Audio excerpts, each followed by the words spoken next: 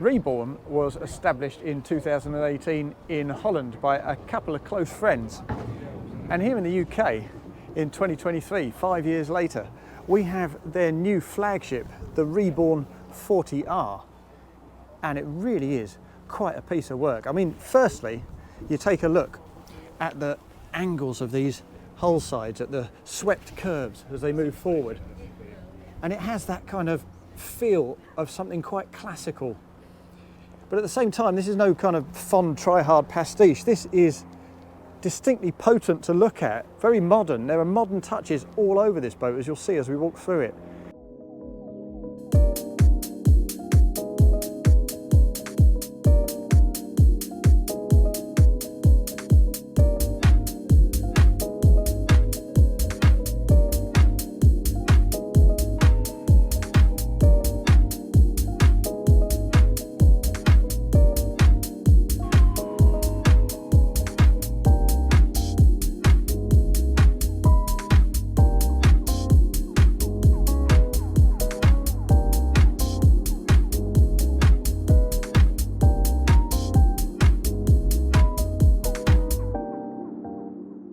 But it really is a beautiful thing, and it feels so premium in every regard that it's really quite a treat to see it here. There are really clever design solutions all over this thing. It costs a lot of money, at around about 1.3 million euros plus tax. But as you walk around, you kind of see where that money is spent. And for a start, we have this lovely automotive style swim platform. This is 2 feet longer than the 38 cabin and the 38 bow rider, and that's what makes it the 40R. It uses the same hull. But the 40R is also, as well as being longer, much higher spec. It's got all sorts of tricks on it. Now this is optional, of course, this sea bob. But if I jump on board and show you where that lives, that goes directly under this starboard side of the sun pad, the aft sun pad. And in there we've got a bracket to secure it to and straps to tie it down, plus a charging point as well. So it's really neatly tucked away in this tray under there. Next to that, we also have this rather neat contraption built from carbon fibre. Now obviously, as you would expect, there is a transom shower somewhere further forward. Let's have a quick look in here. Yeah, there's the transom shower just there next to the shore power. And that's pretty conventional. This beautiful optional extra is an additional transom shower, a proper overhead transom shower, and it slots directly into this water point down here on the starboard side of the swim platform. And when you take that away, this little bracket that fits in here just screws down on top. And the quality of that is beautiful in itself. It weighs about 10 kilos. Fantastic. Now, what else have we got back here? Well, take the flag out and you can slot a ski pole in there. That's standard. And although we've got a kind of symmetrical layout here, so you've got equal access on both sides of the swim platform, they've been very clever to provide a shore power hookup on both sides, one there and another here on the port side. So you never have to cope with the cable becoming a trip hazard when you come alongside. Now, let's move a little more forward.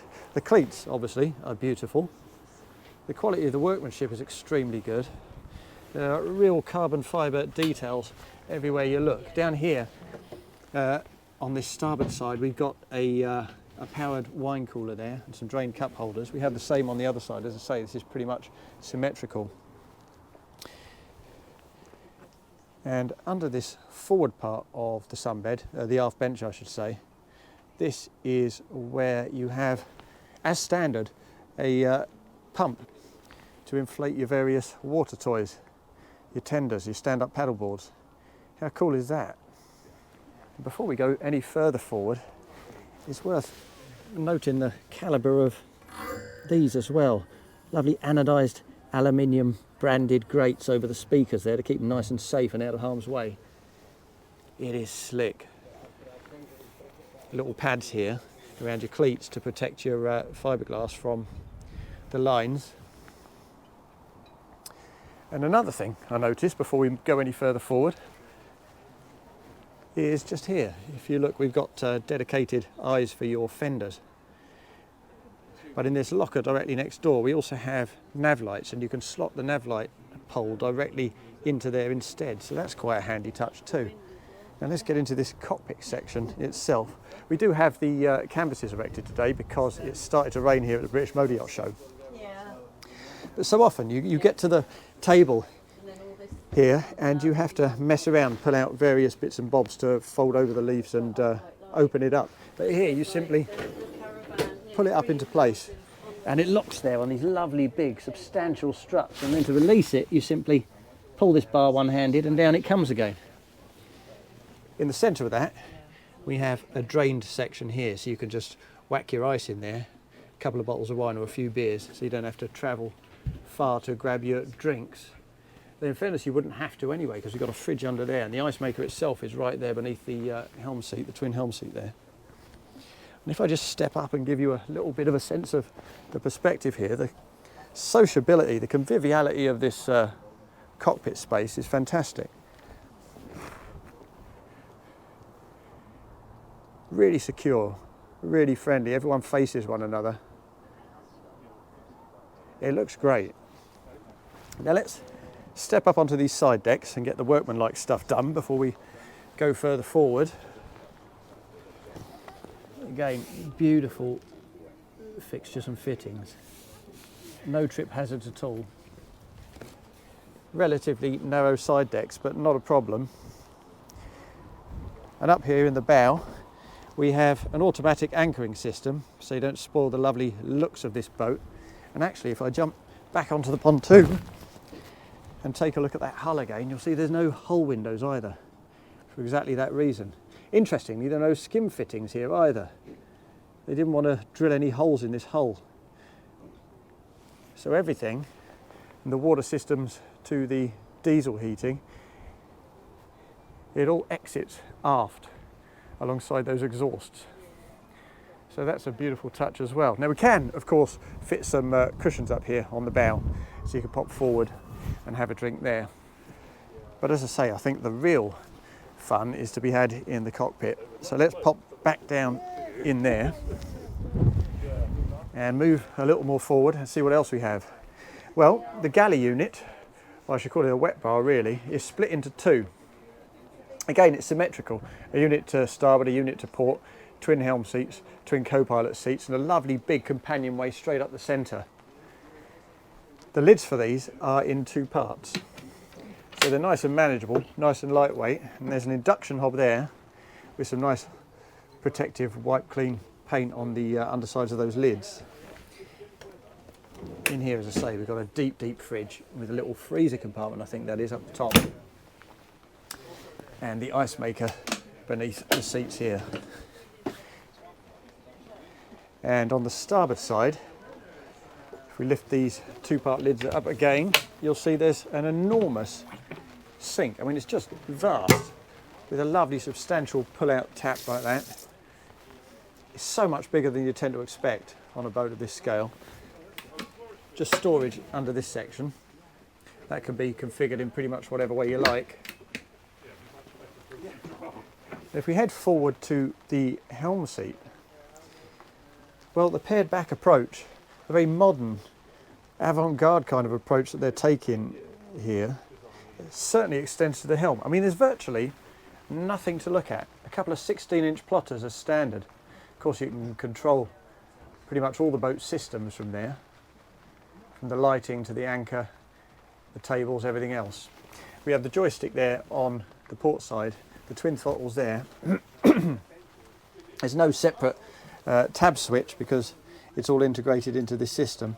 Operate it manually from there, or hit the trim assist button and enable it to do its stuff on your behalf. And aside from that, we just have the stereo there and a couple of charging points for your phone under there. Again, another speaker, and that's 6 in this cockpit that I've already counted, and I've not been looking that hard. Super stylish little deck drain down there, should you need it. A good foot brace and a big bolster. Now, of course, they don't go fore and aft because of that port wet bar section. But if I squeeze myself in here, it is a comfortable place to be. The wheel, I don't think that's adjustable either. No, it's not. But as I say, the ergonomics of this position for a 6-footer feel pretty good. If I bring this up to the eye line with the bolster in place, I mean, this kind of blocks your view a little, the lower part of these canvases. But without that, you get a good view over the top. And if we rock that down into place and sit ourselves down, pop our feet on that foot brace, hands on the wheel, and the visibility is fantastic. You feel very deep set, very secure. And it really does fit a 6-footer absolutely perfectly.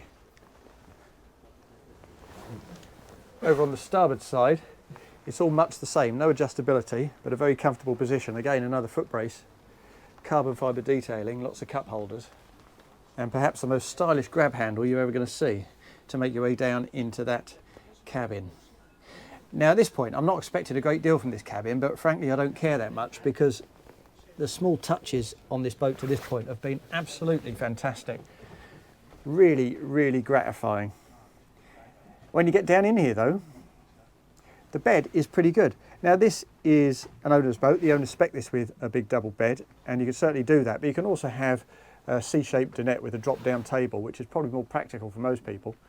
As I say, no hull windows, so the light that you want comes from the hatches up above. And the headroom here is a real surprise. There's loads of space to sit up in bed, read a book. If I turn the camera around, you'll see how lofty that headroom is above me. It's got to be 6'7" there perhaps. It's really impressive. There is the prospect as you come in of just cracking your head on the screen rim if you're not careful. You've got to be aware of that and duck down a little. That aside though, there are no pinch points here at all. It all feels great. Now on the port side on this boat we have a changing seat.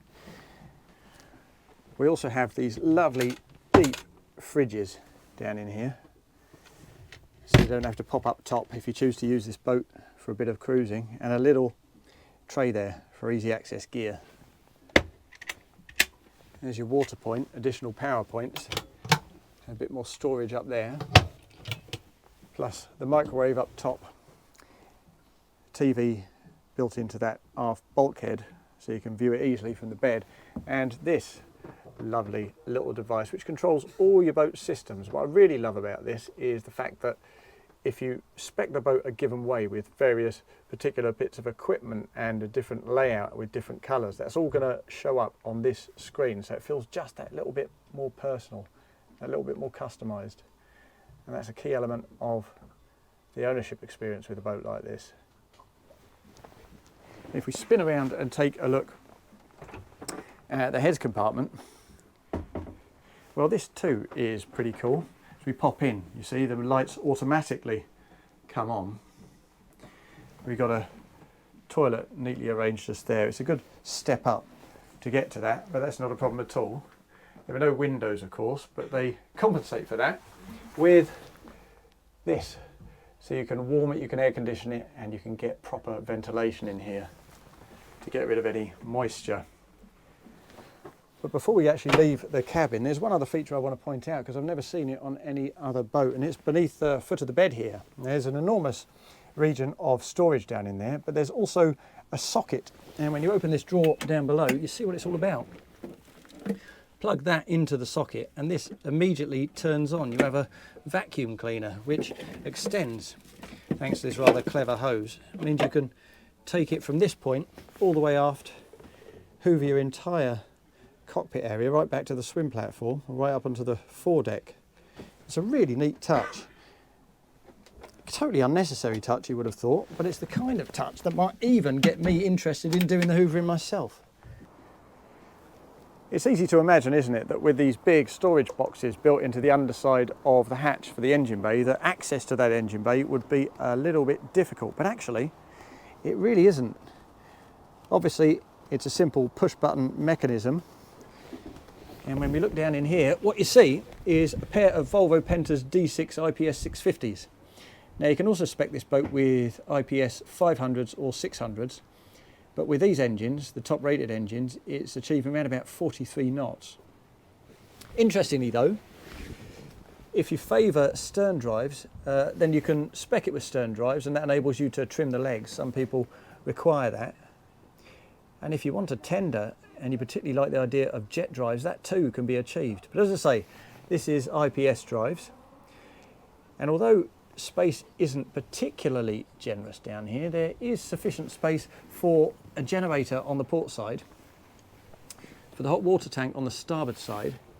If you want diesel heating or your air conditioning, well, they're actually positioned on the other side of this bulkhead down there, beneath the deck, in their own dedicated engineering space, which is accessed beneath the steps from the forward cabin. One other thing to notice in here though is the fact that the battery boxes are so robust. I mean, the two starter batteries are in their own dedicated boxes. We also have our domestic batteries just there forward of the engines. They're neatly contained in their own dedicated battery box. And if you're the engineer servicing this boat, then you're perfectly entitled to step on those. They're designed to take that, no problem at all. Now, I have no doubt that this boat is going to appeal greatly to super yacht owners in search of a tender that's just that little bit special. But for me, given the intelligence of the design, the loveliness of the style, and the calibre of its Dutch build, I would suggest that the appeal of this boat is going to go far beyond that particular niche.